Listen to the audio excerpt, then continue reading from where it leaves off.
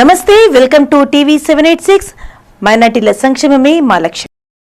చేతులు కాలిన తర్వాత ఆకులు పట్టుకున్నట్లు మేము కృష్ణానదిలో నీళ్లు పారుతున్నాయని హెచ్చరిస్తున్నా కూడా 45 రోజుల వరకు పంపులు ఆన్ చేయలేదు. ఇవాళ నోటికాడికి పంటలు వచ్చాయి. నీళ్లు అన్నీ పోయి పంటలు ఎండిపోతున్నాయి. మాజీ మంత్రి సింగిరెడ్డి నిరంజన్ రెడ్డి. అత్యధికంగా కృష్ణాలో నీళ్లు పారుతూ ఉన్నాయి. అవి చెప్పంగా కూడా మొదటి వర్షాకాలం సీజన్లో 45 రోజుల దాకా లిఫ్ట్ ఇరిగేషన్ పంపులను స్టార్ట్ చేయాలి పుణ్యాత్ములు. ఇక్కడే ప్రెస్ మీట్ పెట్టి చెప్పినాం, జిల్లాలో చెప్పినాం, రైతులు మాట్లాడినారు, అడిగినారు, డిమాండ్ చేసిండ్రు. ఏంటికి స్టార్ట్ చేస్తలేరంటే వానలు పడుతున్నాయి కదా స్టార్ట్ చేస్తలేమని. ఒట్టి వానలు పడితే వరి పంటలు పండవు, కాలువల ద్వారా నీళ్లు పోతే పండుతాయి. 45 రోజుల కాలాపన చేసిండ్రు లిఫ్ట్ ఇరిగేషన్ పంపులను స్టార్ట్ చేయడానికి. కేఎల్ఐవి ఇతర పంపులు కూడా స్టార్ట్ చేయడానికి.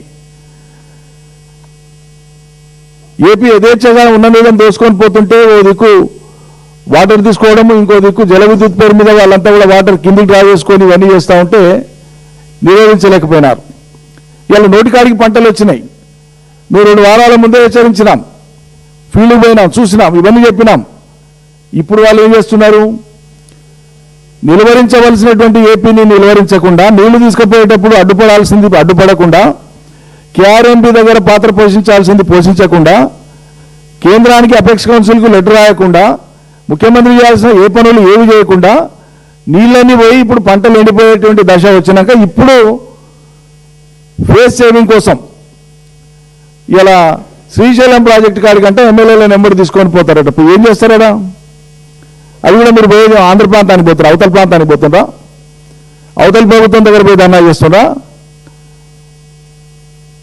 మన రాష్ట్ర పరిధిలో మన పరిధిలో ఉండేటువంటి ప్రాజెక్టు కాడికి యువతల పక్కల పోయి అక్కడ ఉండి తమాషా చేసి ప్రజల్ని ఎవరిని మీరు ఫూల్ చేయాలనుకుంటున్నారు? ఇవి ఇప్పుడు అప్డేట్స్. మరిన్ని అప్డేట్స్ కోసం స్టే ట్యూన్డ్ విత్ టీవీ 786.